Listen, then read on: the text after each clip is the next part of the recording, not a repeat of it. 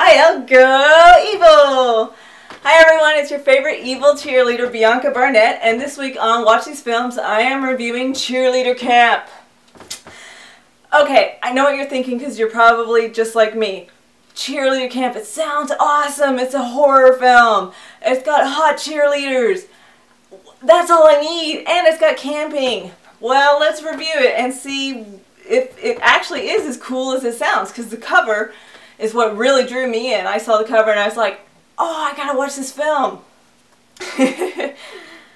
Alright, it is directed by John Quinn, and apparently this was his first film, so that's kind of cool that you get to do a horror slasher film with hot chicks as your first movie, right? That's like every dude's dream.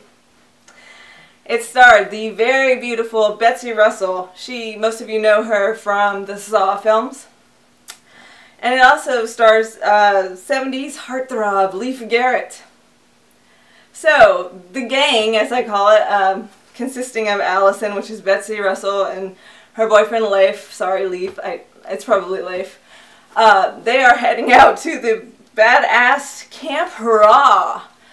So they're starting out driving, Leif is driving everyone, and there's the stereotypes, there's, you know, like 4 cheerleader girls, and they're all hot. And there's I don't want to say it, the fat guy, you know, I didn't want to be mean, but he's there for comic relief, you know, that old stereotype, and so we follow these guys to Camp Hurrah because there's a big cheerleading competition, and, you know, these girls are fierce. Most of them are ready to almost kill each other over this dumb cheerleading competition. So, you know, they get in there and we find out quickly that Betsy is actually a drug addict, kind of. She's taking like lithium and all this stuff. And I guess it's not a drug addict. That's probably what they treated depression for back then. But this lithium is giving her all kinds of crazy hallucinations. And then her dreams are really vivid and they're violent. And, you know, she gets attacked by pom-poms, which was kind of cool. You know, and she dreams that she fails as a cheerleader and her parents are disappointed, and she dreams about the deaths of these other cheerleaders and she doesn't know. She starts to question her own sanity. Did she do this, or is it just hallucination? What the hell's going on, you know? So that's kind of the premise of the whole story. Then comes in a girl named, I think her name in the movie is Corey. She is the mascot of another one of these movies. They don't tell you if it's high school or college. It could be community college, you know, technical school. I have no idea. I don't know. Obviously, all these people are not high school age. They've been out of high school for at least 10 years. But they don't say that it's college either, so we're kind of just left wondering, is this some strange competition that happens every year? We don't know. So anyway, Allison is on her drugs and she's having these crazy dreams, and then to top it off, Leif, her boyfriend, is like hitting on all these other cheerleaders, hot cheerleaders that are there, and the pressure is just totally getting to Allison. She can't take it. So she confides in Corey, which is the mascot, who's actually a really pretty girl, wants to be a cheerleader, but is not allowed to be a cheerleader by all the evil, cunty bitch cheerleaders. They just will not let her partake. And, you know, I kind of have that, I know that feeling, because when I was Pig Bitch in Albino Farm, I didn't feel like I was part of the actors, you know, like the real actors. They all got to go over there and do their thing, and I was like the ugly mascot who had to wear a mask and sit in the corner.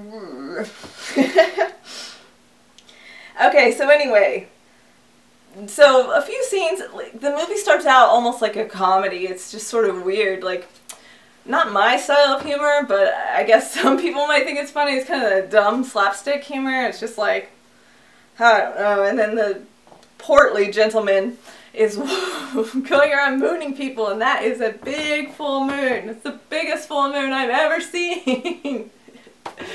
He's mooning people in the camp. He's a pervert. He's totally filming these girls while they don't know it. You know, he's walking around with his video camera. He dresses up like an old lady trying to fool them into thinking that that it's like an old lady being a pervert and watching them. Oh, hi girls, you know, and then they're like, oh, silly, whatever your name is.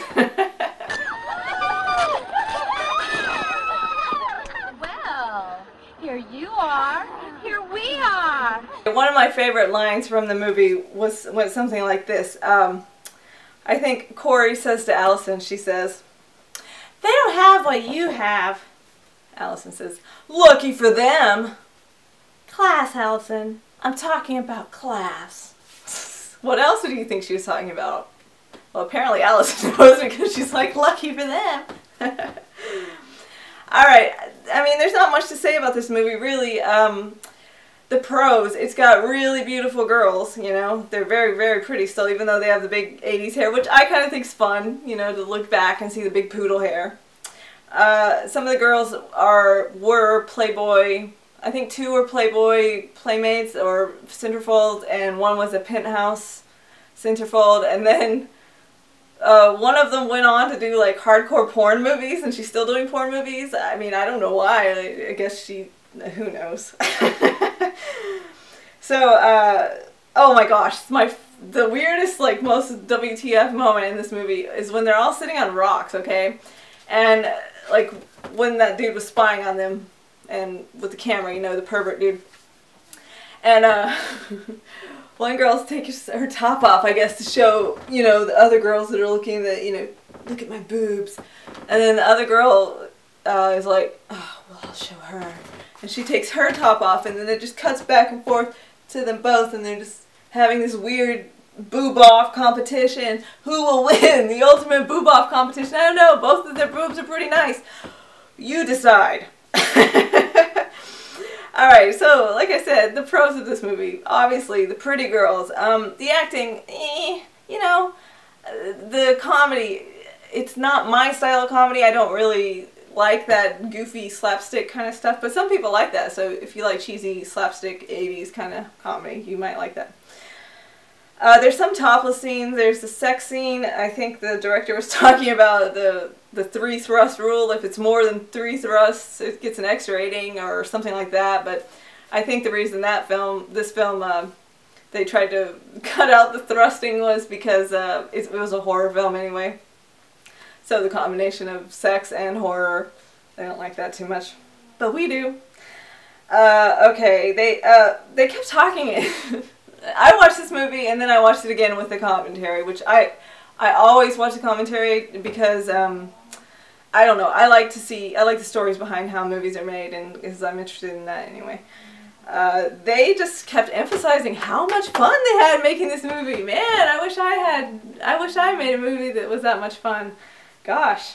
But, I don't know, the director was kind of funny. He was like, he wanted to be an actor, but he decided he didn't want to, and he ended up getting Taft-Hartley, which means he kind of got into the union, basically, because he wrote himself a part in this movie. And the union is SAG-AFTRA.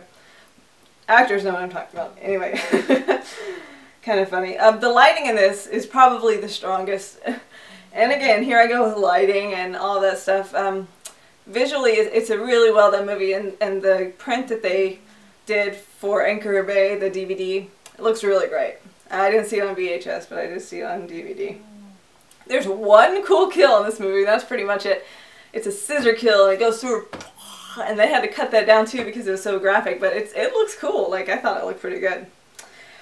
The corny lines were funny, like the 3 corny lines, the honey muffin and the whatever reference to an STD or whatever she was talking about.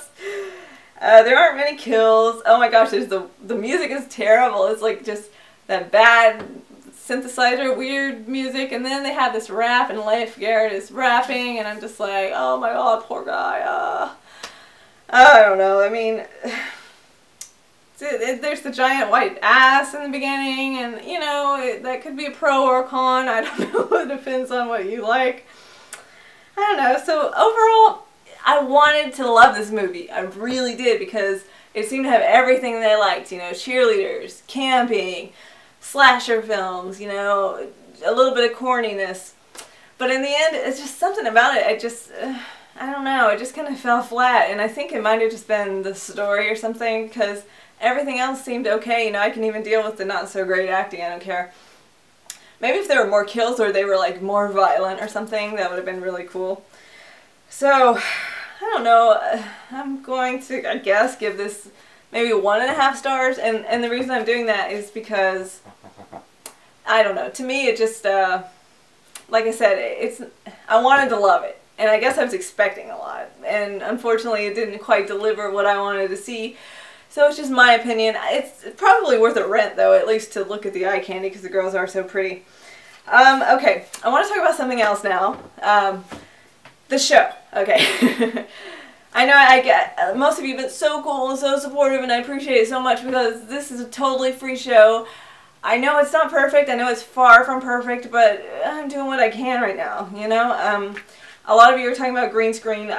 You know, we did try that for one episode, but I went ahead and I said, because, I don't know, it just, the way we had it set up or something, maybe the lights weren't backed up enough because we didn't have a lot of space, but, it was just really unflattering. Like, the green was coming off and reflecting a little bit on my skin, even though it was kind of far back. And I mean, I'm kind of dark skinned anyway, so I like to be lit a certain way. I don't want it to look green, I'm sorry. You can call me vain or whatever, but if I'm green, then you guys are going to write and say, why does it look so green? In fact, in this episode, you guys are going to be like, oh my god, why are you so blue? So don't ask me. So anyway, what I'm trying to say is, I'm thinking about doing a Kickstarter or an Indiegogo fund for the show. You know, I wouldn't be asking for too much money. I was thinking about maybe doing something for advertising, getting a little bit better equipment, maybe even renting like a soundstage or something for a day and just shooting a bunch of episodes and sort of knocking it out and, you know, getting a crew together or something. I don't know, I need your help, but, you know, I'm afraid to, I've been wary about doing that because I guess I'm kind of afraid that nobody will give me, like, not give me your money, because I'm going to give, like, photos and signed photos and credits and things like that. And a lot of people actually watch the show, so it would be seen.